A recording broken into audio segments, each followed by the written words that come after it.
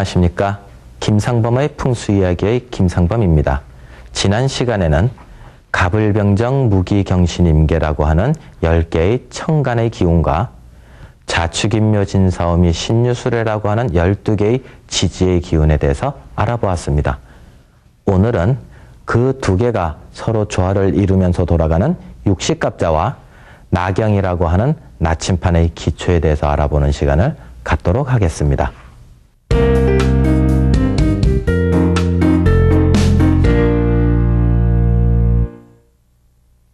지난 시간에 10개의 천간의 기운, 갑, 을, 병, 정, 무, 기, 경, 신, 임, 계라고 하는 10개의 천간의 기운이 있다 했고, 지지에는 자축인묘 진사오미 신유수래가 있다 했습니다.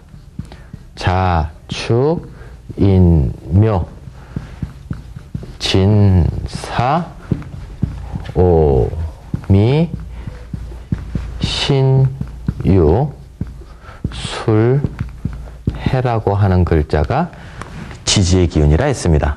그러면 하늘의 기운 10개와 땅의 기운 12개가 이제 서로 맞물려서 세상의 조화로움을 만들어 나가게 되는데, 그러면 그 하늘과 땅의 기운이 어떻게 만나느냐? 그대로 제가 쓴 대로 하늘의 기운과 땅의 기운이 이렇게 어울리고, 또 그 다음의 기운이 서로 어울리고, 하늘의 기운은 하늘의 기운대로 쭉 진행을 하고, 땅의 기운은 땅의 기운대로 진행을 하면서 서로 엮어지면서 조화를 이루어 나가는 것입니다. 그래서 갑자, 을축, 병인, 정묘, 무진, 기사, 경호, 신미, 임신, 계유. 그 다음 계로 끝났으니까 여긴 또 다시 뭐가 와야 됩니까? 다시 순환돼서 갑이 와야 되고, 여긴 을이 와야 되고, 그래서 갑술, 을해, 여긴 또 병, 정, 무 이렇게 갈 때 밑에는 밑에대로 또 다시 해 다음에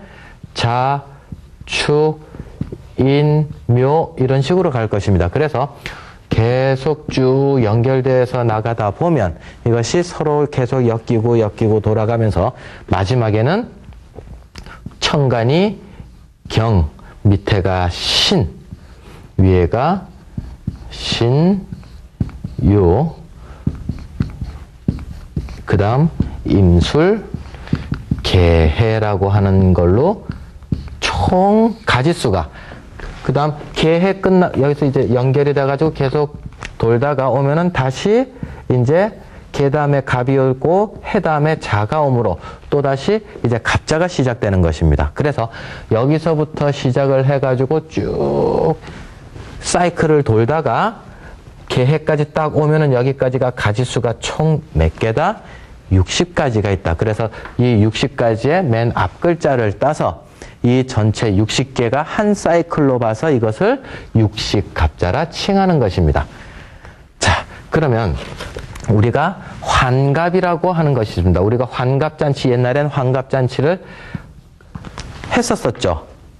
만으로 60세, 그리고 한국 나이로는 61세가 되면 환갑이라 하는데, 그것은 뭘 의미하느냐 하면, 이거를 60년, 이걸 1년씩 따지면 총 몇 년이 나오겠습니까? 한 사이클이 60년이 되겠죠. 그래서 만약에 무진년에 태어났다면 60년 뒤에는 다시 무슨 년이 된다? 다시 무진년이 되므로, 그래서 이때가 갑자가 다시 되돌아왔다, 무진년이 다시 되돌아왔다 해서 한 살 태어날 때 무진년이면 한국 나이로 61세 때 또다시 무진년이 되므로 이때 환갑잔치를 하면서 오래 살았다, 환갑잔치를 한다 이러는 것입니다. 그러면 이것을 년으로 따지면 60년이요. 또 월로 따지는 방법도 있습니다. 갑자월, 을축월, 병인월, 정묘월, 무진월로 따지면 그러면 60개월이 또 나올 것입니다. 그죠? 그 다음 날로 따지는 것도 있습니다. 날. 갑자일 다음에 어제가 갑자일이면 오늘은 을축일, 오늘이 을축일이면 내일은 병인일, 내일이 병일이면 모레는 정묘일, 이런 식으로 하루하루마다 또 넘어가게 되고, 시로서도 따지게 되면 오늘이 기사시다, 지금이 뭐 기사시다 그러면은 다음 시간 2시간 뒤에는 경호시 2시간 뒤에는 또 신미시, 이런 식으로 세상 분류하는 것들을 60가지로 쪼개 놓았던 것입니다. 자, 그러면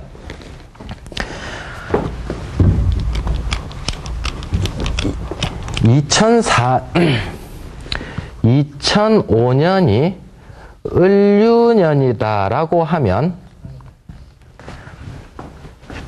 2006년은 무슨 년이 되겠습니까? 2006년은 갑을, 병, 정 이러고 갈 때 을 다음에 무슨 글자가 온다? 병이라는 글자가 온다. 그 다음 유라는 글자 다음에는 무슨 글자가 온다?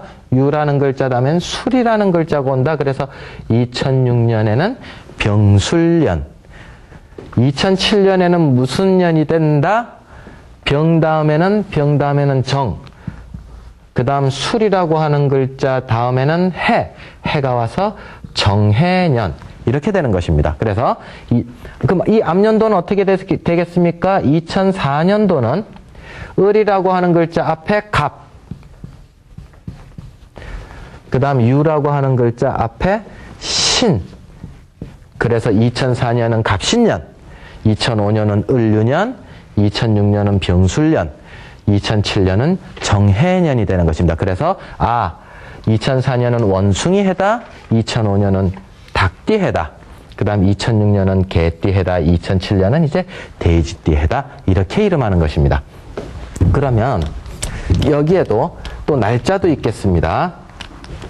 월도 있고 날짜도 있는데, 우리 절 달력들을 보면, 사찰의 달력들을 보면은 거기에는 양력도 표시되어 있고 음력도 표시되어 있으면서 거기에 동물들 그림들이 이제 쭉 이제 하나씩 붙어 있는데, 그 동물들 그림들은 뭐다? 자축, 인묘, 진사오미, 신유술의 이 12가지 동물이 계속 로테이션하고 돌고 있습니다.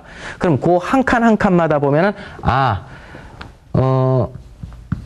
무술일이다. 오늘의 날이 무술일이라고 하는 날이면 어제는 언제였겠습니까? 어제는 무라고 하는 글자의 앞 글자니까는 정이 있을 것이고, 요 글자 앞에는 유가 있어서 어제는 정유일. 그 다음 요 글자 뒷날은 내일은 무 다음에 기니까 기. 그 다음 술 다음에 해니까는 내일은 기해일. 모레는 기 다음엔 경, 그 다음 해 다음에는 자, 모레는 경자일, 이렇게 이름하는 것입니다. 자, 여기에서 우리가 태어난 생년월일, 뭐 이제 철학원 같은 데 가면 이제 손님 입장에서는 이제 불러주는 것이 있죠. 태어난 생년월일 시가 몇 년, 뭐 1956년 정월 초하루다. 그리고 태어난 시가 미시에 태어났다 라고 이야기를 하면 년, 그 다음 정월달에 초하루에 시에 태어났다, 이렇게 돼서 년, 월, 일, 시를 가지고 이 숫자로 가르쳐주면 철학원에 계시는 분들은 56년이다 그러면은 이 글자들로 변환시키는 겁니다. 그래서 병신년 요렇게 요걸 바꾸고, 그 다음 신축월, 정월을 신축월, 그 다음 일일은 기유일, 그 다음 시는 신미시, 이런 식으로. 물론 여기에서 요렇게 바꾸는 데는 이제 만세력 또는 천세력이라고 하는 달력을 사용을 해서 요렇게 바꾸게 되는데, 숫자로 불러주면 이 글자, 이 글자, 60갑자 중에 4개를 선택해서 이제 팔자라고 하는 것을, 사주팔자라고 하는 것을 풀어내는 것입니다. 자, 그러면 요걸 년주, 년의 기둥이다 해서 년주, 그 다음 월의 기둥이다 해서 월주, 그 다음 일의 기준이다 해서 시주, 일주, 그 다음 시의 기둥이다 해서 시주. 그래서 기둥이 총 몇 개가 있다? 1개, 2개. 년주, 월주, 일주, 시주 4개가 있다 해서 그것을 사주라 하고, 그 다음 거기에 글자가 총 몇 개가 있습니까? 8글자가 있다 해서 팔자라 한다. 자, 그러면 년월일 시와 8글자는 결국엔 같은 말이다, 안 같은 말이다? 같은 말이다. 아주 똑같은 말입니다. 근데 우리가 무슨 소리들을 한 번씩 잘 듣느냐 하면, 자, 보십시오. 사주 팔자 분야 안에서만 이야기를 하면 이 말이 맞는 말이고요. 풍수적인 이야기까지 하면은 이 말과는 또 다른 이야기가 나올 수 있습니다. 자, 우리가 이런 말을 합니다. 사주와 팔자는 같은 말이다. 지금 이 이야기입니다. 사주와 년주, 월주, 이주, 시주와 거기에 들어간 8글자는 같은 말이다. 그럼 이 이야기예요. 근데 또 이제 회자하는 말들이 또 뭐가 있느냐 하면은, 타고난 사주는 못 바꿔도, 타고난 사주는 못 바꾸어도 팔자는 바꾼다라는 소리가 있습니다. 팔자는 바꿀 수 있다. 이런 소리도 있거든요. 그러면 여기에서 1번에서 사주와 팔자는 같은 말이다, 이 말이에요. 여기에서의 팔자는 그대로 무슨 년, 무슨 월, 무슨 일, 무슨 시라고 하는 8글자 그대로 그 이야기고, 타고난 사주는 못 바꿔도 팔자는 바꿀 수 있다. 여기에서 팔자는 좀 전에 이야기한 60갑자가 아닙니다. 요거는 이제 풍수적인 이야기예요. 여기에서의 팔자는 전혀 다른 개념인데, 자, 이 팔자는 뭐냐 하면, 사람이 죽으면, 예를 들어서 이제 어떤 여자분이 죽었습니다. 그러면 유인,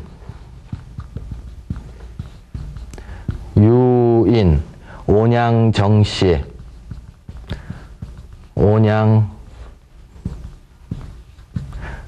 지금 옆에다 쓰겠습니다. 온양정씨 지묘, 이러고 이제 돌아가신 분 앞에 이제 이 글귀를 쭉 씁니다. 이건 몇 글자입니까? 유인, 온양정씨, 지묘. 이래서 이게 이제 8글자인 거예요. 8자인 거예요. 근데 이분의 남편이 일반적인 사람이었을 때는 그냥 유인, 온양정씨, 지묘 이렇게 쓰는데, 이 여자분의 남편이 정승, 영의정이었거나 판서였다면, 자, 정승 같은 경우에는 정일품이고요. 판서 같은 경우에는 정이품들입니다. 아주 고위관직들입니다. 그럼 이 고위관직의 아내가 됐다면, 그러면은 유인이라고 안 쓴다는 얘기예요. 관직이 없었던 사람들한테 유인이라고 쓰는 것이지, 정승의 안사람이었다, 판서의 안사람이었다 그러면 유인이라고 쓰지를 않고 정경부인 이러고 쓰는 거예요. 정경부인, 온양정씨, 지묘 몇 글자로 늘어났습니까? 10글자로 늘어났죠. 그러니까 타고난 사주는 생년월일시는 못 바꾸어도 삶을 얼마나 열심히 살고, 그리고 남편과 어떻게 열심히 살아서 높은 관직까지 올라갔느냐에 따라서 그 팔자가, 묘비 비석에 세워지는 팔자가 정경부인, 숙부인, 정경부인 또는 숙부인, 온양정씨, 지묘 이렇게 쓰면 팔자는 바뀐다 해서 열심히 살면은 팔자가 바뀐다는 소리를 하게 되는 것입니다.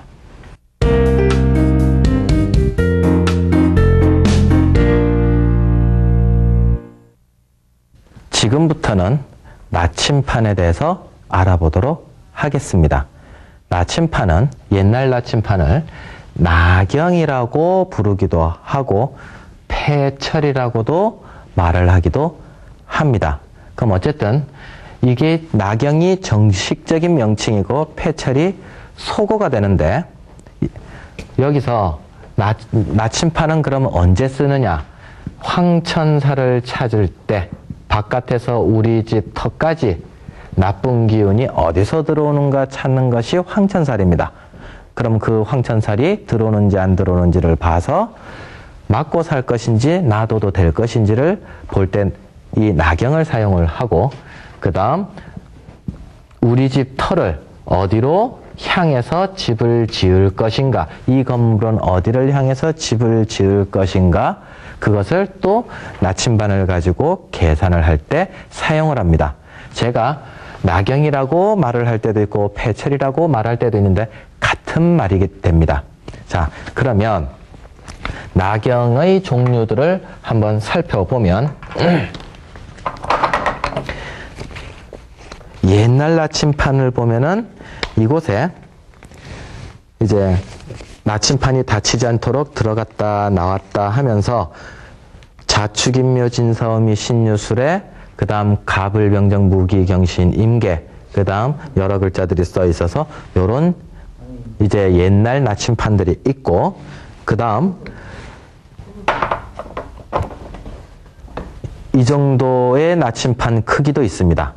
이 정도의 나침판 크기도 있고 그 다음 좀 더 커서 요즘에는 또 조금 신식으로 돼서 요즘 나침판 같은 경우에는 이렇게 컬러풀하게 나오기도 해서 또 바늘들이 서로 알기 쉽게 나온 것들도 있으며 그리고 크게는 이렇게 크게 나침판이 엄청 크죠. 이러한 나침판들을 가지고 계산하는 방법도 있습니다.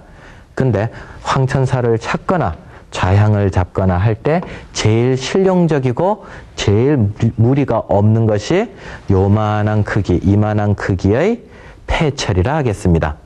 행여 다른 데서 구입을 하시게 된다 하더라도 이 정도의 폐철을 구입하시면 되겠습니다.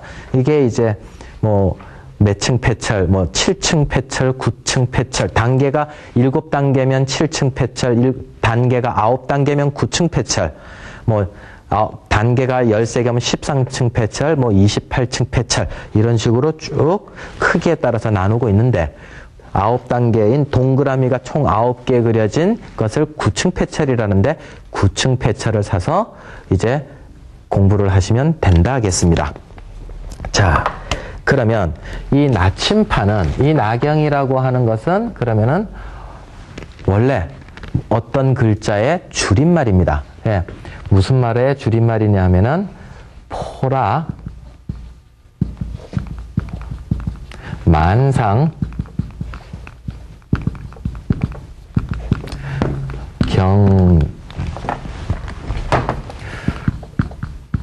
경륜,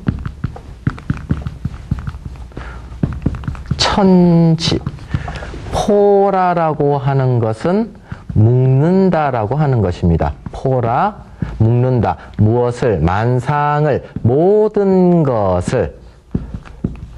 그 다음 경륜, 경영한다라고 하는 뜻이고 천지라고 하는 것은 온 세상을 이런 뜻이 돼서 모든 것을 묶어서 천지 세상을 경영한다. 그럼 여기서 모든 것은 뭐다? 갑자을축 병인정묘라고 했던 병인정묘라고 했던 이 글자 하늘의 기운 10가지 땅의 기운 12가지가 자연스럽게 돌아가는 이치를 자연의 이치를 이 안에 담아서 세상을 경영해보자라고 하는 뜻에서 두 번째 글자 나와 다섯 번째 글자 경이라고 하는 글자를 가지고 이제 이야기를 하고 있습니다. 나경. 근데 여기서의 폐철이라고 하는 것은 어떻게 쓰느냐? 찰폐자입니다. 허리춤에 차고 다닐 폐자입니다. 그 다음 쇠철이니까는 자석을 의미를 하죠. 그래서 폐철이라고 하기도 하고 그 다음 나경이라고도 이름하게 되는 것입니다. 그러면 이 나경은 동서남북을 따지는 방위학입니다. 동쪽이 어디고 서쪽이 어디고 북쪽이 어디고 동북쪽이 어디고 거기서 좋은 기운이 동쪽에서는 좋은 기운이 들어오나 나쁜 기운이 들어오나 동남쪽에서는 좋은 기운이 들어오나 나쁜 기운이 들어오나 이거를 가지고 이제 관찰을 하게 되시는데 그것은 이 나경이 위치하고 있는 이제 풍수적인 위치 중요성을 보면 풍수에는 형세론이 있다고 했고 그 다음 형국론이 있다고 했습니다. 그 다음 좌향론이 있다고 했습니다. 지금 좌향론 안에 여기 지금 나경에 대한 설명을 하고 있는데 이 형세론과 형국론이 자 바둑에서 치자면 그야말로 포석과 중반전이고 그 다음에 형국론은 정석입니다. 그 다음 좌향론은 끝내기에 해당이 됩니다. 바둑으로 비유를 하자면 끝내기. 그래서 포석과 중반전 이것이 훨씬 중요하죠. 물론 끝내기가 중요하지 않다는 소리는 아닙니다. 그러나 형세론과 형국론에서 제대로 다 이긴 승부를 해놔야 제대로 깔끔하게 다 처리를 해놓고 끝내기가 비로소 가치가 있는 것이지 형세론, 형국론이 빠진 상황에서 끝내기만 잘한다? 이미 앞에서 다 진바둑을 끝내기만 잘했다고 이길 수 있느냐? 그건 아니라는 얘기입니다. 그래서 풍수 공부를 하실 때는 이 좌향론을 공부하시는 것을 그렇게 많은 비중을 두시지 마시고 오히려 형세론, 형국론 쪽에 더 많은 비중을 두고 공부를 하시면 나중에 끝내기 공부하는 것은 그렇게 많이 어렵지 않다 하겠습니다. 그래서 옛날에 그럼 이것이 제가 왜 그런 소리를 하게 되느냐? 조선왕조실록에 정조대왕 사도세자의 아들이죠.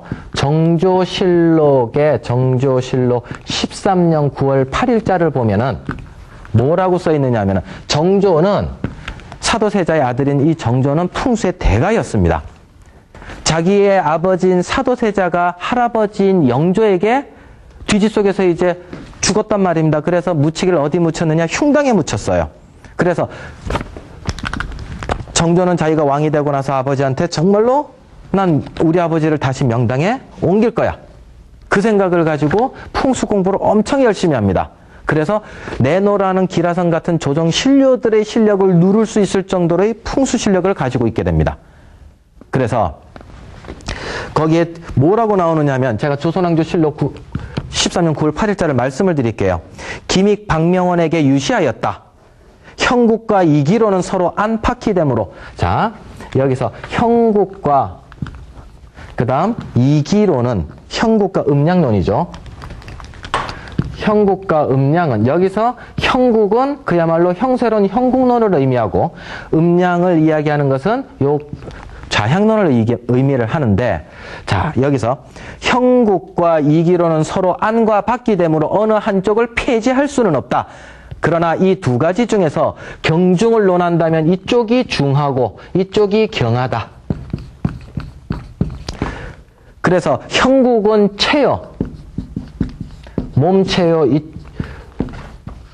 그 다음 이쪽은 용이 된다. 그래 이쪽은 근본이 되고 이쪽은 말이 되므로 털을 잡을 때에 형국을 어기고 이 형국을 어기고 아무리 나경에 묘용을 얻은들 무슨 보탬이 되겠는가라고 조선왕조실록에 나오는 거예요. 그래서 항상 공부를 하실 때 이것을 좀 더 치중하시고 이것을 공부하면 된다 하겠습니다.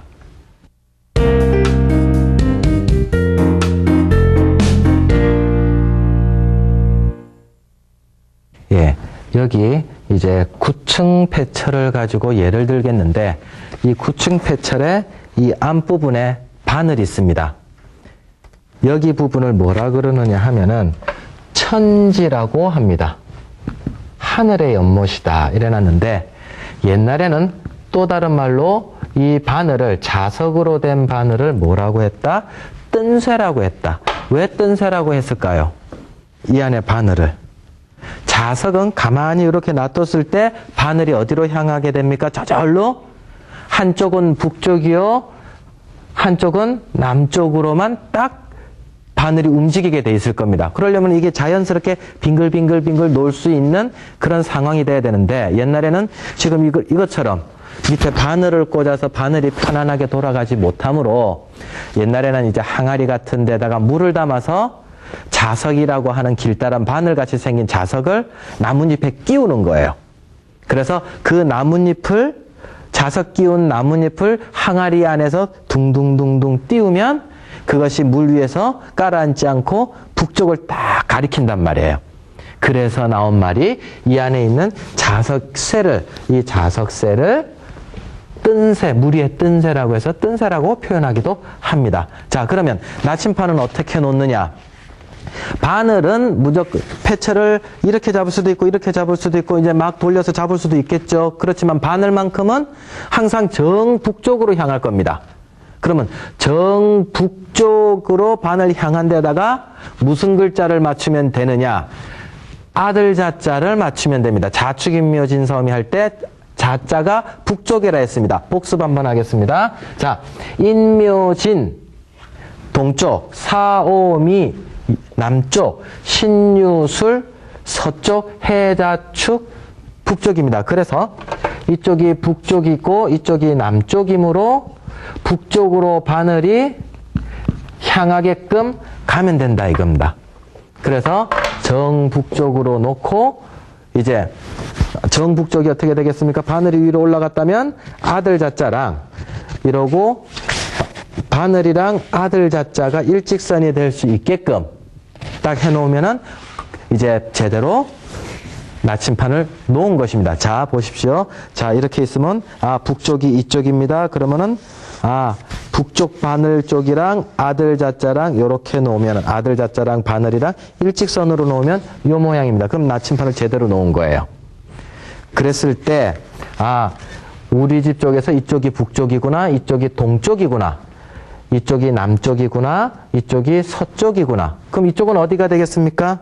이쪽은 동북쪽, 이쪽은 동남쪽, 그 다음 이쪽은 서남쪽, 그 다음 이쪽은 서북쪽. 그래서 패처를 갖고 볼 때는 동서남북의 개념만큼은 반드시 제대로 딱 해야지. 거꾸로 놔버리면은 남쪽으로 바늘을 가게 하고 이러면은 다 동서남북이 뒤집어집니다. 그래서 뒤집어지지 않게끔 그거를 잘 보시면 돼요. 그럼 우리 집이 여기 있습니다. 그러면은 동문은 어디에 있으면 동문입니다. 문이 있다면 이쪽에 문이 있으면 동문. 우리 집이 여기 있는데 문이 이쪽에 있다 그러면은 남문. 그 다음 이쪽에 문이 있으면 서남문. 문이 이쪽에 있으면 북문. 자, 경북궁터에서 자, 가운데 경북궁터가 있습니다. 한양에. 동쪽으로 가니까 동대문이 있더라. 그죠? 남쪽으로 가니까 남대문이 있더라. 서쪽으로 가니까 서대문이 있더라. 북쪽으로 가니까 북문이 있더라. 이렇게 이제 설명이 되는 것입니다. 여기서 패처를 질 때는 뭐다? 반지를 끼고 있다거나 시계를 차고 있다거나 이런 것들은 빨리 떼버려야 돼요. 특히 핸드폰 같은 것들은 몸에서 다 떼내고 반지, 목걸이, 시계, 핸드폰은 다 떼내고 하셔야 됩니다. 핸드폰을 밑에다가 나중에 딱 한번 대보십시오. 바늘이 30도, 60도 막 돌아다닙니다. 그래서 정확한 북쪽을 잡을 수가 없어요.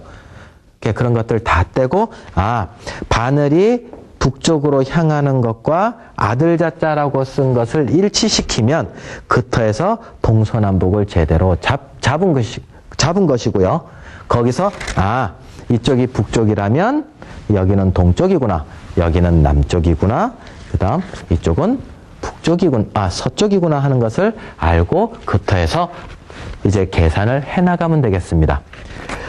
오늘은 육식갑자, 갑자을축 병인정묘 무진기사라고 하는 육식갑자에 대해서 알아보았고 그 다음 간단히 나경은 어떠한 것이며 그리고 나경의 풍수에서 어떠한 중요성을 갖고 있고 그 다음 나경을 가지고 동서남북을 어떻게 잡으면 되겠는가 하는 것을 강의하였습니다. 다음 시간에는